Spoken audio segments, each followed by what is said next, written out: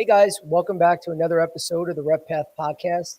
Today, guys, we're going to talk about something that affects everyone at any level in medical sales and basically any career. And that's, when do I know it's time to move on to another company? So you don't want to confuse this with just getting a bad week and being a little pissed off at your job and all of a sudden making rash decisions. So we're going to talk about some of the things to look for and some of the points that are going to stick out, so you know maybe it is time or maybe it's not. And it's also a good thing to stick this out. But before we get into that, as always, guys, quick housekeeping. Please make sure if you have any questions, submit them into the chat and we'll address them about halfway through the show. As always, we always talk about it, guys. If you're struggling, RepPath Academy. All right. Forget all the other coaches, forget all the other, medical sales prep courses. We are going to make you not only a better candidate, we're going to make you a better sales rep. So through our program, you're not going to just worry about your resume and LinkedIn profile like everyone else does.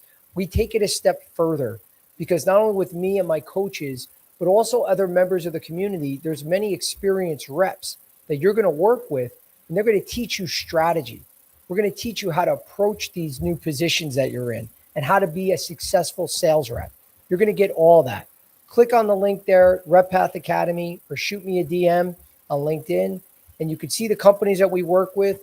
You could see there on the screen. And also, if you go below, you could see those testimonials, guys. So please reach out to me. We can help you get started and end that frustration of trying to break in this industry. Last, guys, if you want to see a copy of this podcast or any other content we create, click on the link below to our YouTube channel. That's the RepPath Academy. It's 100% free. Subscribe to it, guys, so you could get all the content that we create. Awesome. So let's get right into it. Today's topic, guys, how do you know when it's time to break away from your current company and go somewhere new? And so some of the questions you got to ask yourself to start, are you just frustrated or you're actually in the wrong place? And that's important, guys, because this happens all the time. All of us think the grass is always greener. We all have bad weeks. We might even have bad quarters, or there's changes going on in the company that you disagree with. We're always going to disagree when with decisions that are made. That's, again, if you're that pissed off, start your own company. Believe me, being on the other side of this for years, it's not always, sunshine and rainbows on the other side either, because you got to deal with all the bullshit. But you got to know, is this really just a frustration, or is this really the bad place that I'm in and nothing's going to change? Is this similar to that? Is this a temporary rough patch or a structural problem? Because that's important. Okay. If it's something that you don't see changing, again, this might be a time to move on. And then lastly, are you being challenged in a healthy way, or are you drained in a way that is hurting your performance in your life? Guys, no job out there is worth coming home, getting upset every day, making yourself sick. And I know many people, I've done this for myself, where I was in positions, more working with certain managers that I disliked. And again, like I've said on previous podcasts, I've had majority of great managers and employees that I worked with, but there's a handful that, again, you don't click with. You don't want to come home every day making yourself sick. If you guys, we've all been there when you look at your cell phone and you see your manager's name come up, or your director, whoever it is that you report to, and you're like, oh, what the hell does this person want now? And if you're doing that over and over, that's a bad place to be, because typically that means that things aren't going well. You should be excited to reach out to your manager. You should be excited to reach out to whoever your superiors, your colleagues. You want to share information. You want to share success stories. But again, are you upset because your manager is a pain in the ass? Or are you upset just because you're not doing a good job and you don't want to face the facts and talk to your manager and be like, yeah, I'm having another shitty week or another shitty quarter. So you got to really be honest with yourself. But the first checkpoint, the first thing we want to talk about is, are you still able to win at that company? So what do I mean by that, by winning? Are they still giving you a realistic shot at success? And what does that mean? So one of the key things, especially in medical sales, guys, if you don't see potential with your drug or device or whatever test, whatever you're selling, if reimbursements, say, are in the gutter, and this happens a lot. There's a lot of Medicare changes that happen that all the other insurance companies start to follow suit, and insurance and rates can drop in whatever procedure or test that's going on, or certain products, there's generic competition against your medications, and you just can't compete with the generics sometimes. And do you really see this drug, taking off or going anywhere but south? And when things like that happen, you got to be honest with yourself, guys. Can you really win here? Because a lot of young reps, they think I could sell anything. Just give me a chance. I'll knock it out of the park. Guys, that's great. It's good to have that energy and that excitement. But at the end of the day, guys, it doesn't matter. If you can't sell something, for instance, if you have a medical device and you're working in, say, the New York, New Jersey market, and you're covering hospitals, and all the hospitals are using HPG, for instance, as their GPO. If they're using them and your company is not contracted with HPG, that means your product is not available. I don't care who you are. You're not going to be able to sell it. So things like that are happening. And this has happened to me in the past where promises were made that we were going to get on certain GPOs and just never happened.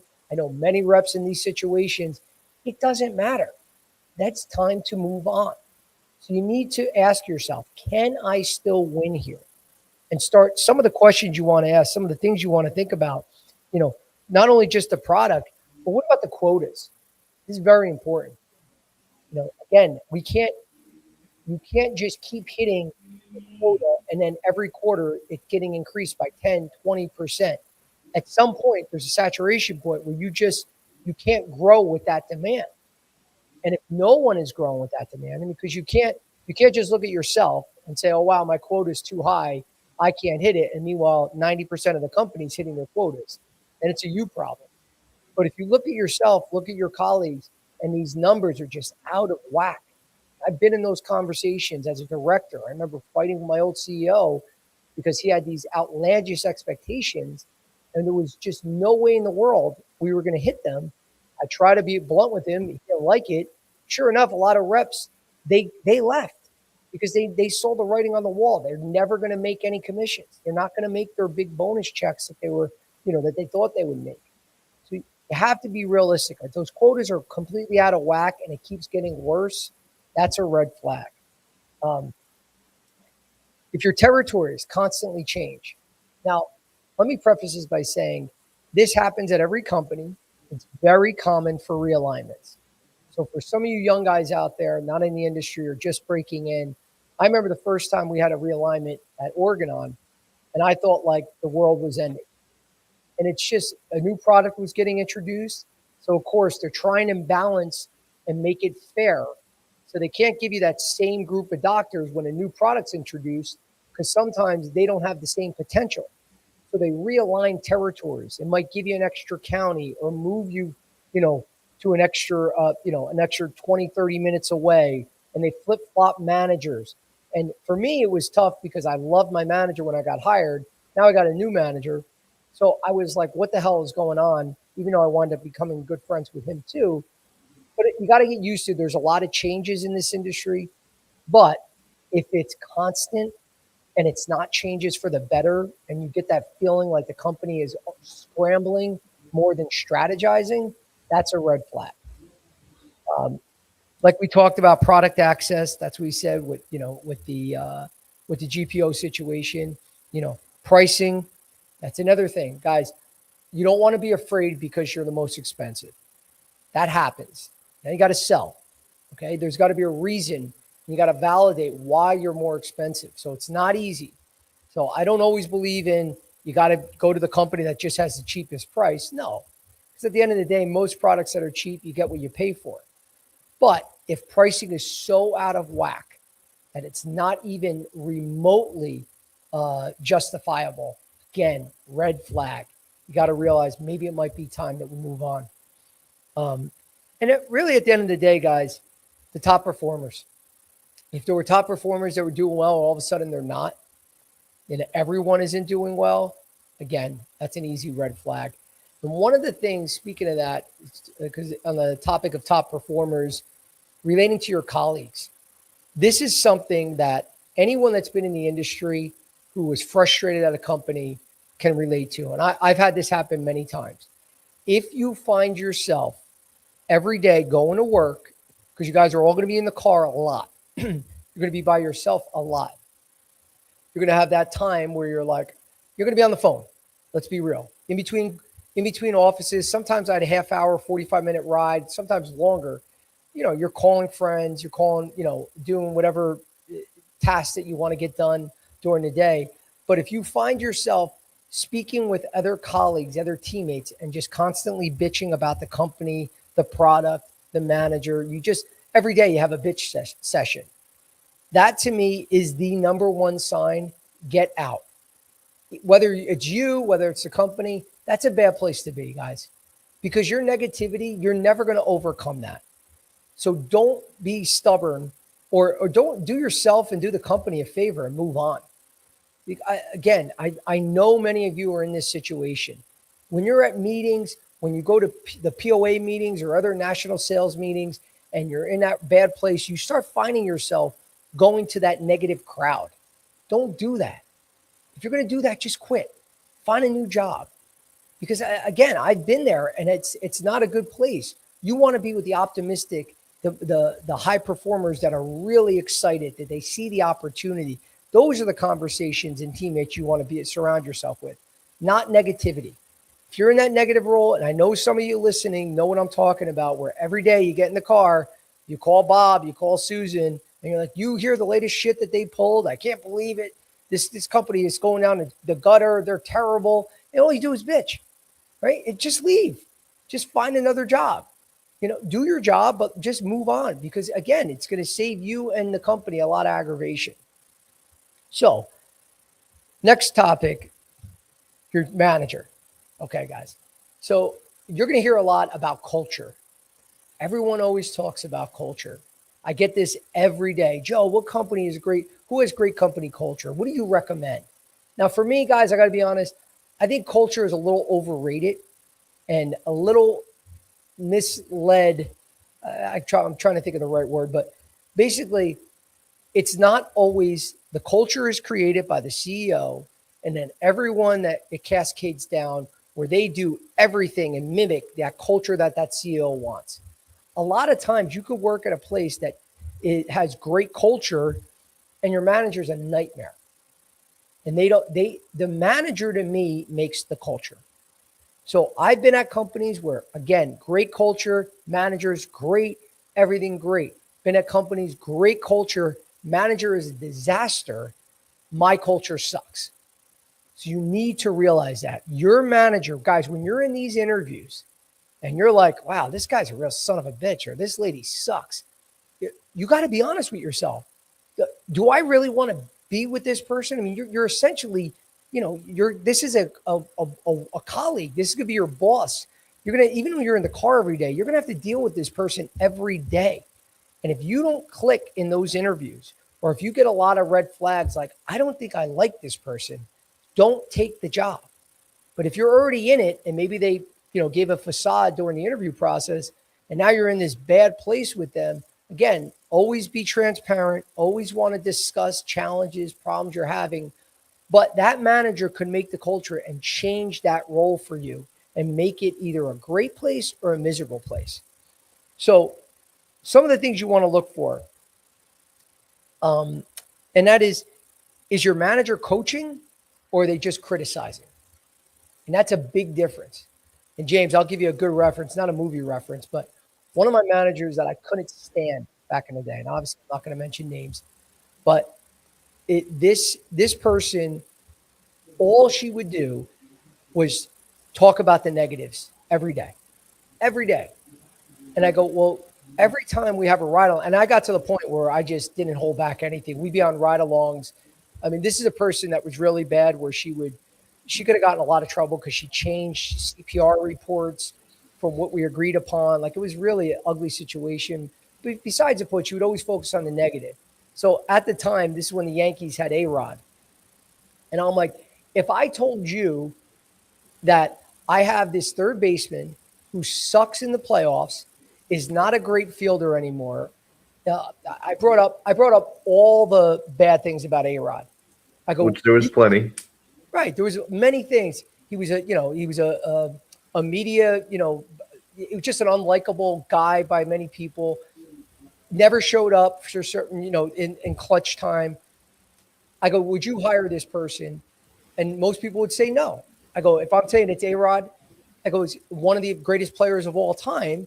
Now all of a sudden it changes. I go, but the whole point I was trying to make, James, is that you could make anyone look bad if you just focus on the negative. You don't talk about the 50 home runs he has a year. Oh, same thing with A-Rod, Barry Bonds, the same thing. They were Terrell Owens in football. They were such a pain in the neck to deal with that as no matter how good they weren't worth the headache. Right. Right. But if you just concentrate on the negatives, it can make anyone look bad. Oh, yeah. But if you look at the whole picture, and this is what this person did, so it became one of those situations that you're like, I can't win with this person. It doesn't matter what I do. Every time I was one of the top reps in the division, never mattered. Never mattered. I had all the justification, but it was just an ugly situation. So again, guys, your manager can really control that environment. And you want to make sure, that they're advocating for you. Are they really supporting you? That is key. If it's constantly criticism, guys, you don't want to deal with that. You're not growing with this person. Again, you got to have those conversations, but you're gonna feel it in your gut if this is something that someone's beating you up to push you, or they just beating you up to beat you up. And when you're in those one-on-ones, are they making you feel better or just making you more anxious? That is a key telltale, guys. Every time you got to ride along, you're like, oh, God, it shouldn't be that way. Managers shouldn't be behind you with the clipboard, and not literally, but so you feel that like they're grading you, everything you do, instead of working together to help you guys hit your goals. That's what a good manager does. So if you're sealing that, those are all red flags. Next thing we're going to talk about, guys, is learning. If you're not learning anymore, you're not growing there, that is a sign to move on. So here's some signals that might be time to move on. You're no longer growing clinically, strategically, or professionally. You're repeating the same year over and over. That's key. If you feel like, guys, you start looking at your income 3 years in a row and it's not going anywhere, I mean, what do you expect to keep happening? But don't get me wrong. If you're a high performer and you're making over 300,000-400,000 a year, and you're one of the top reps, okay, yeah, there is some. Not everyone's going to make $1 million a year in medical sales. I mean, 300,000 a year is a very good year. So if you're in that ballpark and you're happy, that's one thing. But if you're in that, whatever number is not enough for you, and you're constantly there year for year, red flag. And then also the company's not also investing in your development. That doesn't mean that every company, guys, because a lot of small companies out there, they all can't offer you to pay for your master's program or whatever, some of the things that some of the companies do, like some of the big pharma companies. I mean, I know they used to do that for many of their reps. A lot of the pharma companies did that. But things have changed, and obviously it's not as easy. But just growing and investing in you, no matter what it is, to show that they're really supporting you.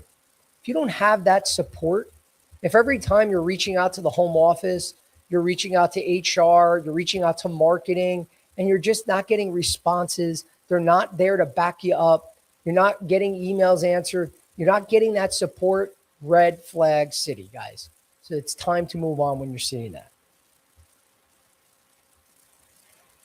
Next topic, guys. So basically at the end of the day, with that, just to close out that topic, if you're not learning, you may still be earning, but you could be quietly be losing ground.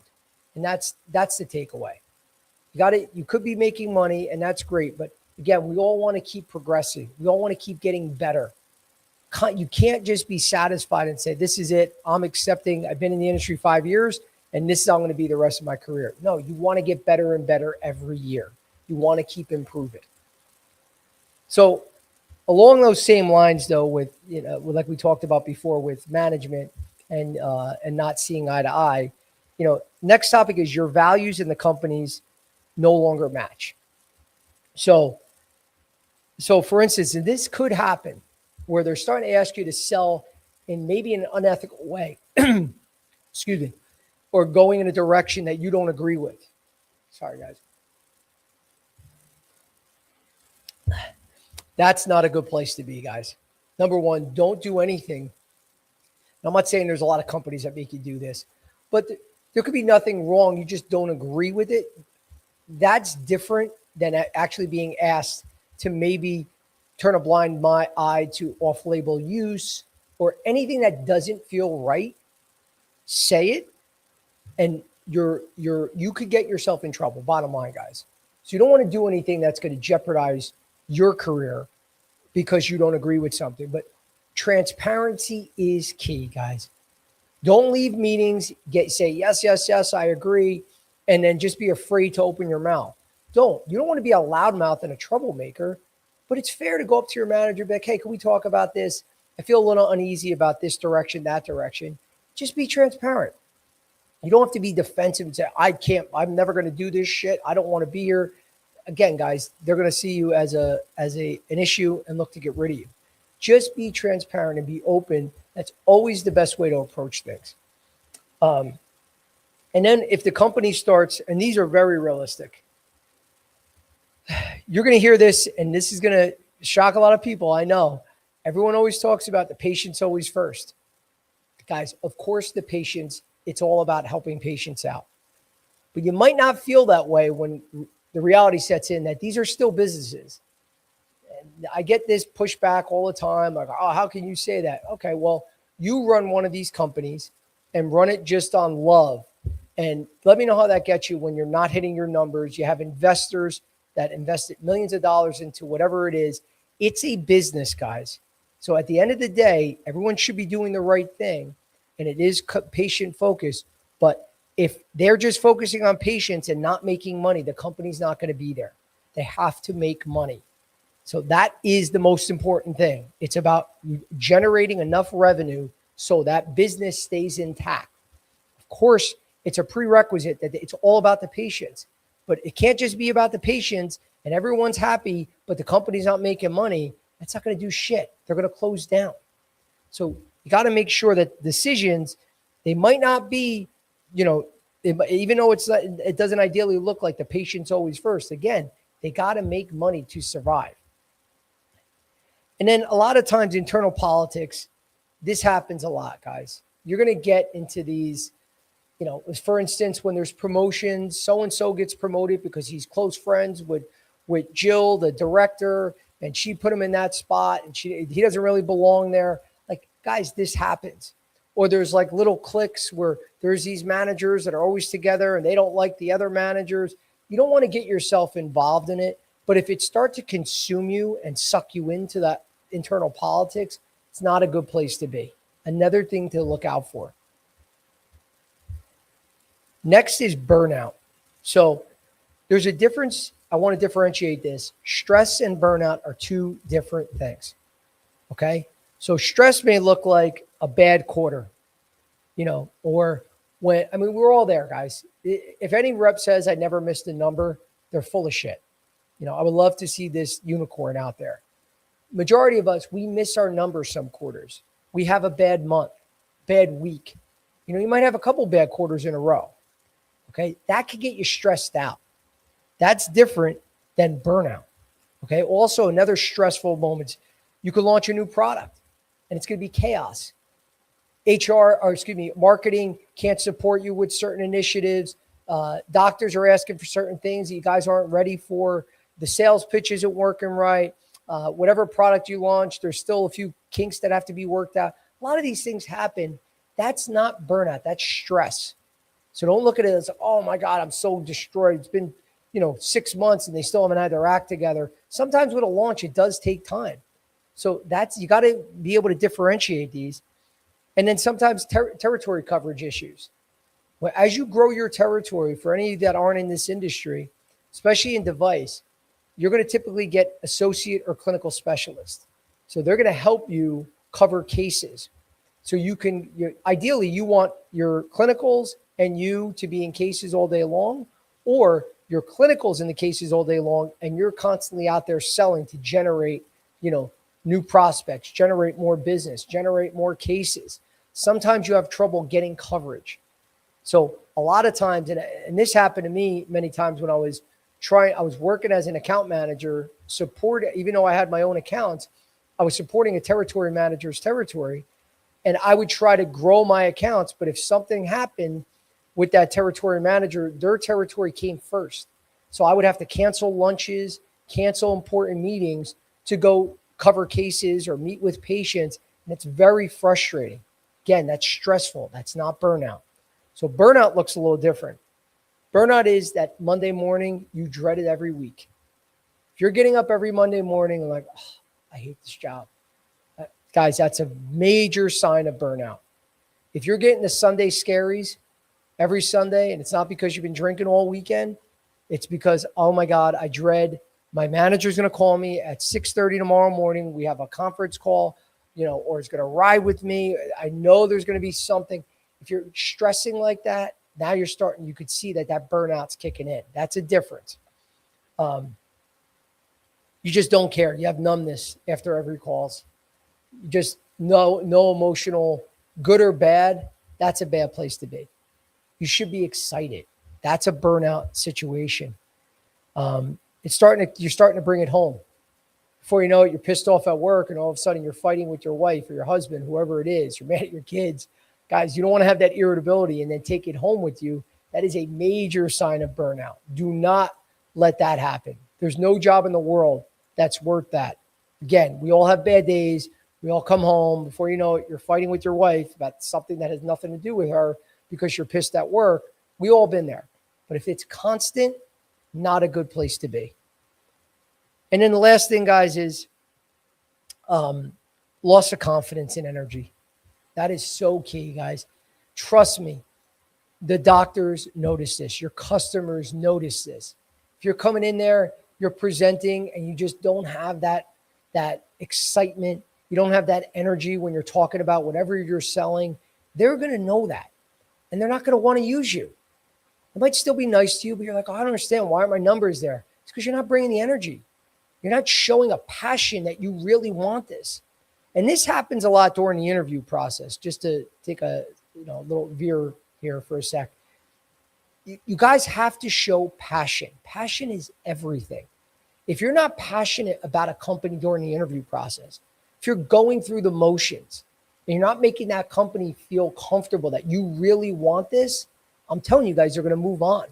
And this is why a lot of you with great resumes, great results, great awards, all that, like, I don't understand what the hell's going on. These companies don't want to hire me. Well, maybe because you're coming in there very, blah. They don't want someone like that. They want that energetic person that's excited to talk about whatever drug or whatever device. So if you feel yourself losing that at the company, trust me, your numbers are going to follow. That's time to go. Another key thing, guys, the leadership. You don't believe in what they're selling you anymore. So they burned you a couple of times, and sometimes they make promises and it's out of their hands. And it's not like they're sitting here trying to always lie to you guys. Things happen. Sometimes changes happen that are out of their control. But if you see that it's like, nah, this is more bullshit, I don't buy it anymore. This drug is not going to take off, or this new device isn't going to change the whole new, whatever therapeutic landscape. And you start to realize that there's a pattern of BS, or a pattern of just, empty promises. That's not a good sign, guys. So some of the questions you want to ask yourself: do I believe leadership is being honest about the future? Okay.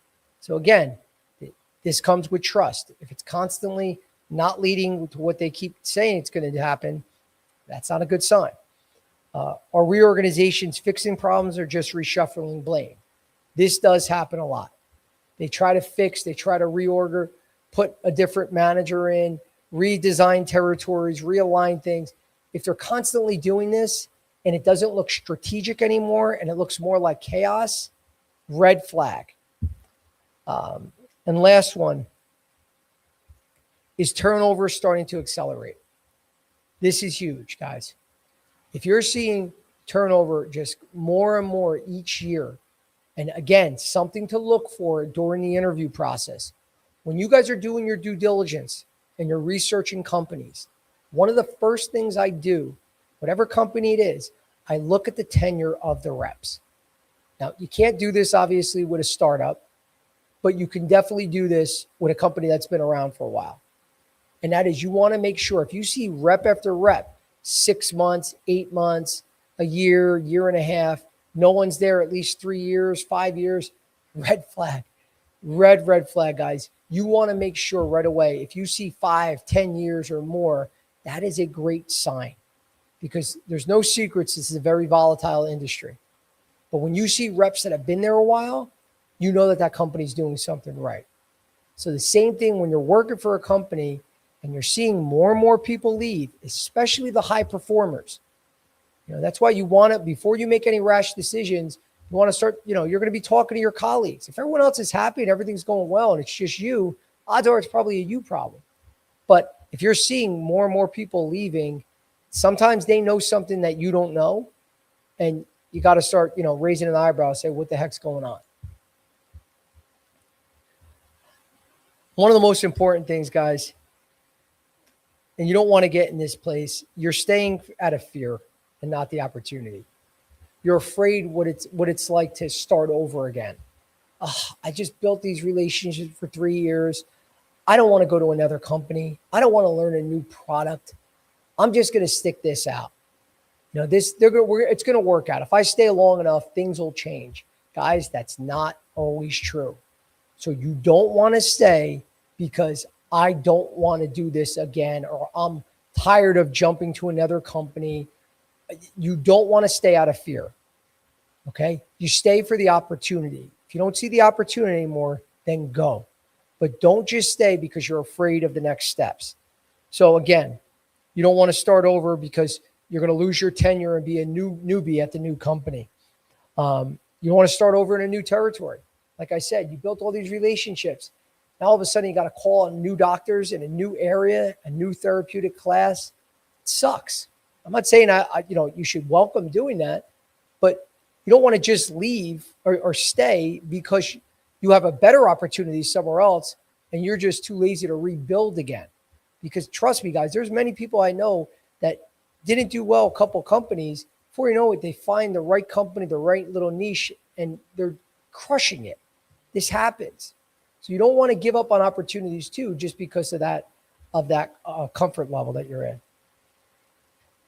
And then also, we talk about the grass isn't always greener, but that also doesn't mean that the grass is always browner too, right? So you don't want to have that fear that the next company is going to suck too. Guys, again, you never know. Do as much due diligence as you can. But if there's a new company out there, another company that really excites you, that really makes you, has a product that you really want to sell, guys, go for it. Because you don't be afraid of the unknown of a new company. And I think for there, we're going to take a pause here, James, because I don't want to get into too many other topics and I want to save time for questions. So any questions from the crowd? Yeah, we got a couple, Joe. 1 second. Awesome. Let's see what we got.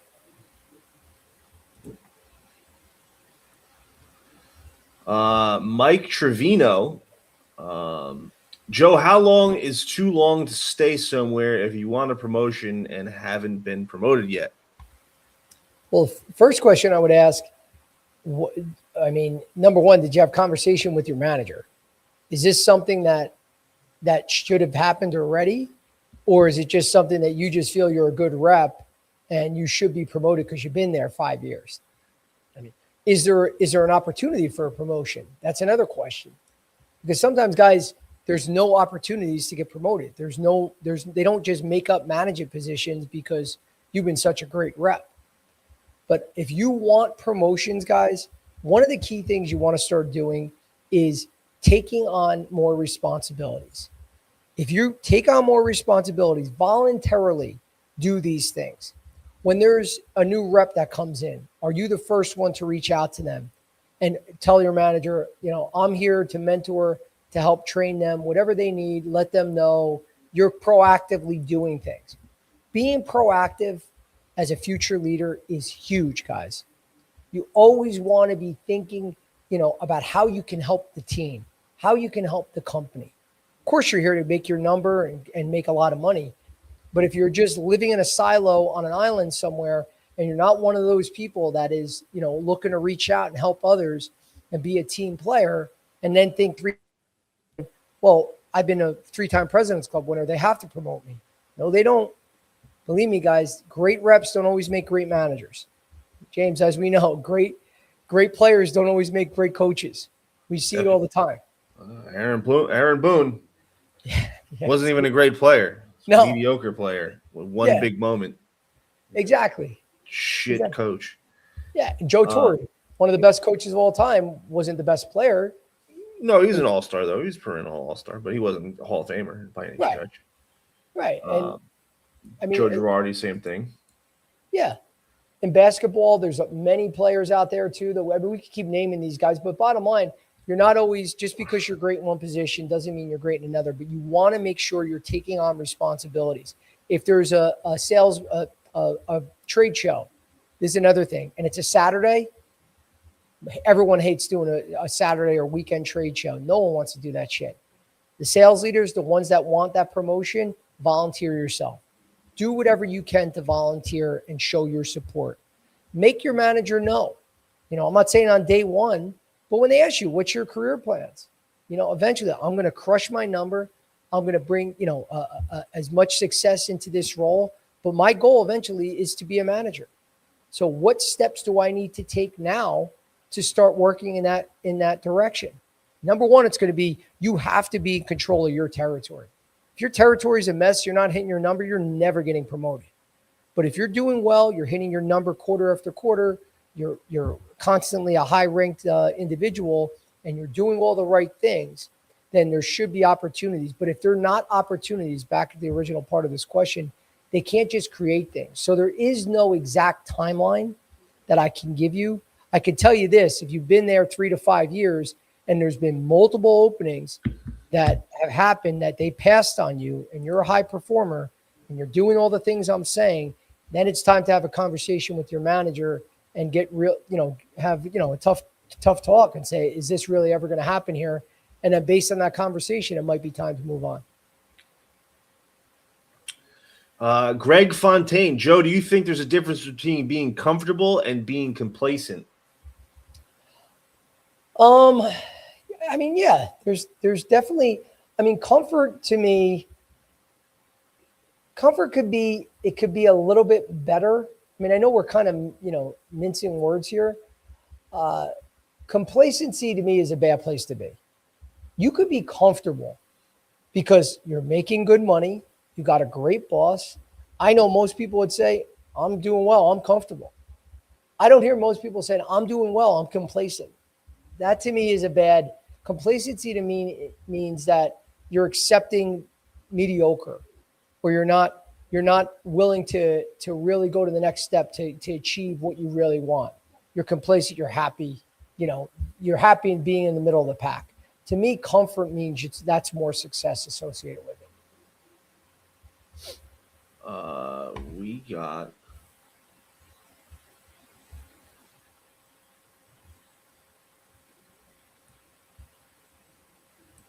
lifting with Luke. Would you leave a stable gig to go to a startup that has a way better product?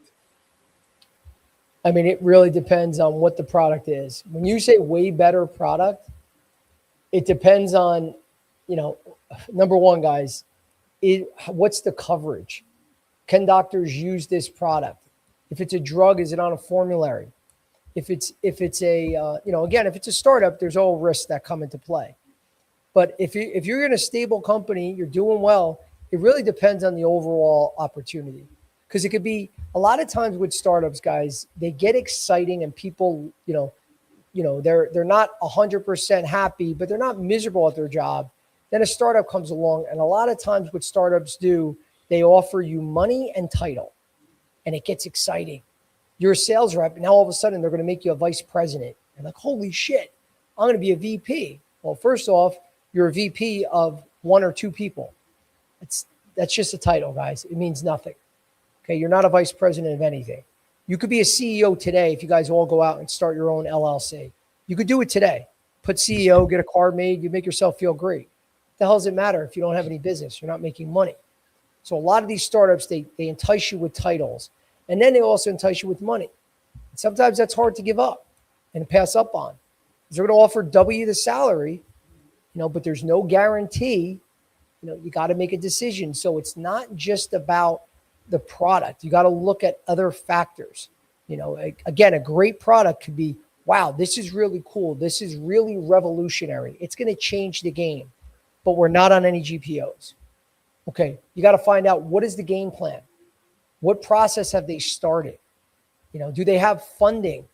A lot of these things you need to know, because if they don't have the ability to get to the next level, they can offer you, the greatest salary in the world with the greatest title. Who cares? You might not be there in 6 months. The company might not be there in 6 months. So you got to do your due diligence. It's not just about a great, exciting product. Can the doctors use it? And all those other factors where you can really see this being a sustainable growth. No cap Kevin. Does it matter if you're leaving for the same type of role, or should the move always be a step up? No, it doesn't always have to be a step up, because lateral moves, sometimes you can move lateral to go vertical, to move upward. And that happens a lot. And sometimes you could be a territory manager, or another sales rep, go to another company where you got in the same position, but it can even be the same salary, because a lot of times you'll see reps even sometimes take a pay cut in their base salary, but the commissions are, much more enticing or much more lucrative, because you can have a lot of times you'll see this with reps who've been in the industry a while, and they got great contacts, say in cardiology, and the doctors love this rep, but their product just isn't that exciting for the doctors to, use it all the time. And now you have another product that you start speaking to these same physicians. They're like, oh, wow, I think that's great. I love that product. Yeah, I use it all the time. And if you make the switch, you're going to have all these doctors supporting you because they love that product. Now, all of a sudden, you can make a drastic difference in your bonus dollars. Then yeah, it might be worth it. So lateral moves, there could be many. You could go lateral because the company that you're in, it's a little shaky, and you're going lateral for stability. It depends. Lateral moves definitely are an option. Don't always count them out. Running Rob 17. How honest should you be in an exit interview, or should you just keep things generic? Yeah, that's actually a great question. So, guys, you don't owe anyone, your whole life story, your personal story. You don't have to tell you, well, I'm getting a divorce from my wife, and she has a drug problem, and I'm an alcoholic, and my father used to beat me as a kid. Like, guys, obviously I'm being very, I'm exaggerating here, but some things are very personal that you don't have to get into everything. You could give a very generic, broad answer and just say, I've had a great career here. I love it. I just have a better opportunity, where they're offering me more money, or it's a better fit because my family is, this location makes more sense to us because we're moving. Whatever it is, guys, at the end of the day, as long as you're respectful, especially if you're in a position where you don't want to just leave them high and dry, have cases that were booked that you just screwed everyone over and left the company, didn't give them the proper 2 weeks of transferring over all your information to the next rep. That's more important. Your excuse on why you're leaving, companies don't really care so much about that.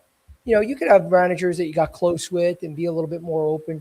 But at the end of the day, if you're honest with them and tell your whole story, and then meanwhile you don't transfer everything over the right way, that's more of an issue for them. That's a messed up thing to do.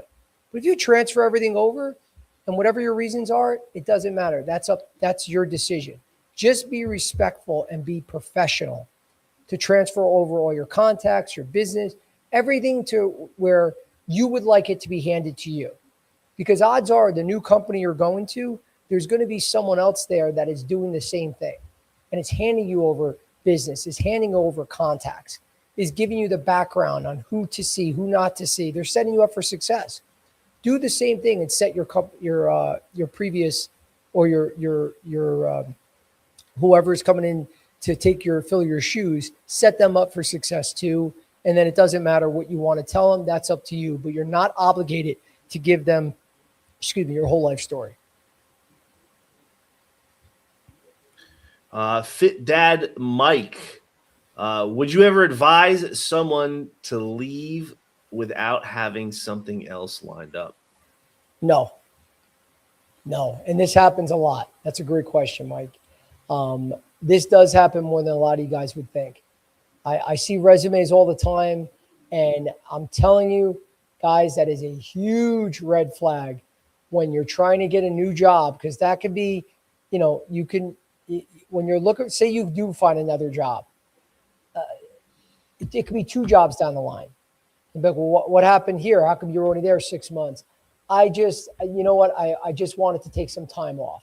I hear this a lot. I wanted to take some time off. That's, to me, is weird unless you're a billionaire that you don't need to work anymore. Most of us, everything's so friggin' expensive in the world. I don't know many people that, especially in their, they say anywhere from their 30s through 50s, that could just retire. There's very few of us that can do that at a young age. So if you're just stopping, you don't have a reason, that's going to be a red flag, guys. And why would you do that anyway? If it's that bad, I get it. It sucks, but I don't know anything worse than not making any money. Unless you're getting beat at work. I mean, there's nothing that's going to be that bad for you to just quit. So do not quit until you find something else. That trust me, it's going to hurt you in the long run. Again, if you're financially stable and you don't need to work, okay, maybe med device isn't for you either. But if you're just quitting without something there, it doesn't make sense. And usually, even if you have a legit reason, the next hiring manager is going to raise an eyebrow and be like, something's fishy there, and they're going to be a little hesitant to hire you.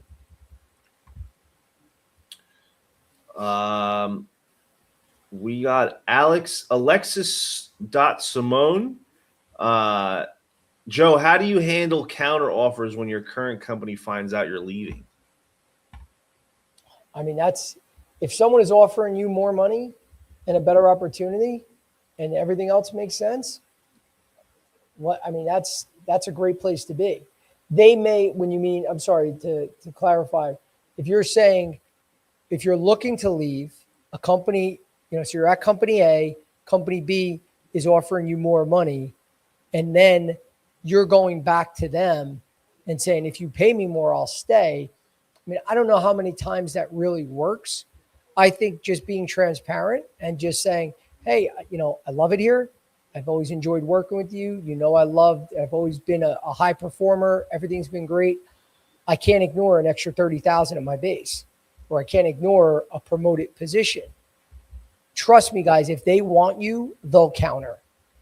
If you're going to dangle in front of them and be, like a true salesman, be like, hey, listen, if you make it more interesting, maybe I'll change my mind. Like, that's going to turn anyone off. I don't know many people that works.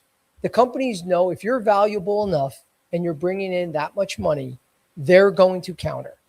And if not, that's great. It worked out for everyone.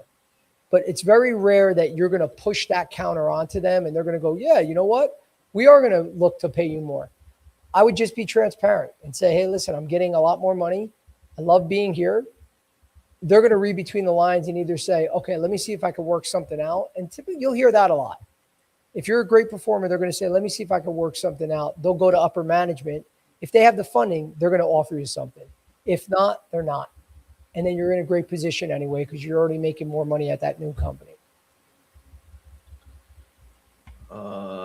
We have Tasha Renee. Can leaving too early mess up your chances with the bigger companies down the road? Well, it depends. I mean, you're going to hear job hoppers. In our industry, even though it's volatile, even though all the companies know that, they still don't want to see job hoppers. So typically, if you're not at a company at least 2 years, there's going to be a red flag. If it happens once, maybe twice in your career, not a big deal. But guys, there's so many resumes that I see people in this industry 10 years and they've been at 7, 8 companies. This happens all the time. 5 years, they've been at 4 companies.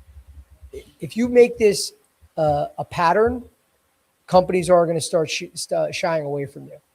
So you don't want to, because again, I've been a part of 3 layoffs. I know shit happens. But if you're constantly leaving, 8 months, a year, 6 months, it's going to hurt you in the end, because there are companies that are going to say nope. Because when I get on the recruiting side at RepPath, we get job postings, or they'll get job criteria, and they'll say like must-haves and what knockouts, where they don't, basically the must-haves, these reps have to have these credentials and this experience, and then the knockouts are, I don't want anyone with this, with that, and they'll always put, I'd say maybe 80% of the time, you'll see no job hoppers. So that is a big thing in our industry, that even though they know it's volatile, if you're constantly doing that, they're gonna shy away from you in time. I got Sarah Whitmore. Joe, from a leadership side, how should managers approach a conversation with a rep they suspect is thinking about leaving? Again, open, being, having a conversation with them, saying, hey, listen, are you happy here? Just that simple. Are you happy? And a lot of times managers know. I mean, guys, when you're on the other side and you're in management, because I used to always wonder that when I first started, it's like, wow, how did my manager always know this? They seem to know so much, managers. And yeah, because they have experience. But don't forget, guys, they're working with 10, 12 different personalities every quarter. So they're seeing the whole spectrum, and a lot of people. And then they also, not even that current team, they've worked with, hundreds of people throughout their career. People follow the same patterns. So you might think you're the only one that's doing it. If you're not working, if you're in pharma and you're not going in the field every day, trust me, your managers know certain signs. They see some of the shit that you do. They see your expense reports. They see that all of a sudden you don't have any tolls that you're expensing on a Friday for months. It's always Monday through Thursday or Tuesday through Thursday. They're not stupid, guys. A lot people do the same patterns. So if they see patterns starting to happen, they should be proactive and start having conversations. And sometimes they genuinely, because I was the type of manager, I wanted to know, what's the matter? Is something wrong? And if it's me or something I can fix, I want to fix it. Don't always look at it as the manager is, the big nasty person that is looking to get on you. Sometimes most of the time, not sometimes, they want to help.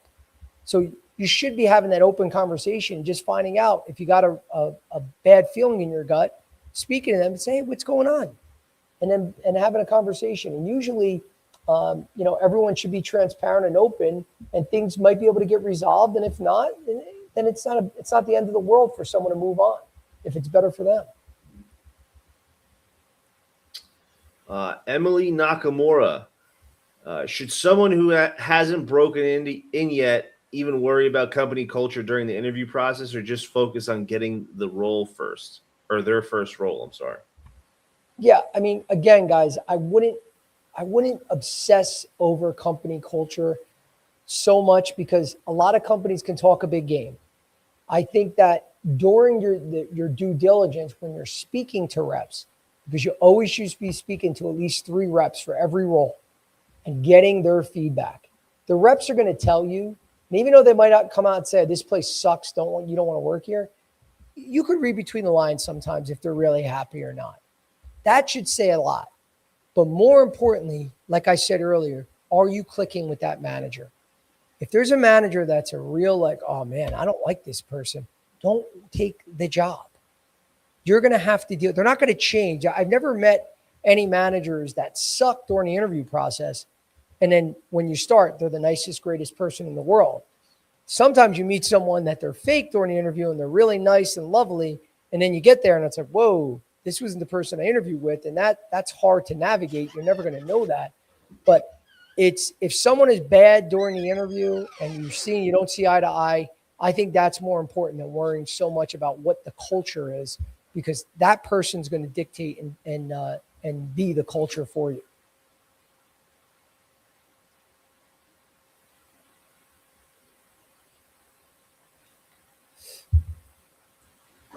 Stephanie North, if you accept a role and realize within the first few months that it is not what was described in the interview, how soon is too soon to start looking again? I mean, for me, if you guys wanted the exact length of time, I'd say a year. Anything less than a year, it's going to be, again, how bad is it? If it's, guys, I can never tell you if you're absolutely miserable and you're making yourself sick and you've only been at a place a month and you hate it and things aren't going to change, leave. There are consequences. I mean, they're going to ask you, why did you leave your next company? I mean, you got to just really realize that. Is it so bad that you can't stay? Because you could be a little unhappy and then this amazing job comes out of nowhere and you're only there to place 3 months and you didn't leave because you hated the job. You left because of the opportunity to move forward. That's okay too. But if you're just miserable and you're wondering like, what is a good timeline for me to stick this out? I mean, a year is the minimum, but realistically, anything under 2 years is gonna create questions. So, we could always navigate that and talk about how you discuss that in the interview process. Because one of the things you do want to discuss is, no matter what it is, guys, when you go to new roles and when you have to justify your multiple moves on your resume, never talk negative about your past. Don't talk about things that you were running away from. Talk about what you were running towards. Keep it positive towards the future. You didn't leave such and such company because it sucks and I just had to get out of there and that's why I want to come here. No, I had an amazing career at XYZ. I loved the products, loved working with the staff, my colleagues. Everything was great. But this opportunity is so amazing that I had to take this chance because I love this, I love that, whatever the heck you have to talk about. But it's about the future and the positivity of the future, not the negativity of the past. Natalie Engel, if you're a top performer, I think this is our last one we got, Joe. If you're a top performer, but your territory just got cut in half, should you ride it out or start looking? Well, that's a great question because that's a real one. This happens, guys, where you're crushing it and you build up a territory so well that the company decides, you know what, we should make this into 2 territories. That's very frustrating. Now, you should know ahead of time if this is happening, and maybe you can have conversations and figure out, because sometimes they could split territories and it might not exactly be even, where they do give that rep who's been there, they give them all the top doctors that they have great relationships with. And sometimes it could work out better where, they cut your territory from a $4 million to a $3 million territory, but now you're working in your backyard as opposed to covering, hours of travel. Because sometimes, guys, we all say, I want to make as much money as possible. But if you have a 3-4 hour commute sometimes to get to certain accounts, this happens. And now they're going to break that up and make a northern part to someone else. It might not always be the worst thing. So don't always look at them splitting a territory as negative. Again, if they're going to split it where it's going to cut your salary in half, not your salary, your overall comp in half, and it's going to change your monthly income, then you got to have a conversation. And if things don't look bright, then it might be time to move on. That's all I got today, Joe. Awesome, man. Well, thank you, James. Again, another day with no busting, which was weird. I don't know what's going on. So I appreciate it. I haven't been throwing you any softballs either. No, you haven't given me any good ones yet. No. Yeah. So I'm going to take the credit for you not busting me. But anyway, guys, no, thank you, James. Great job. Great questions, guys.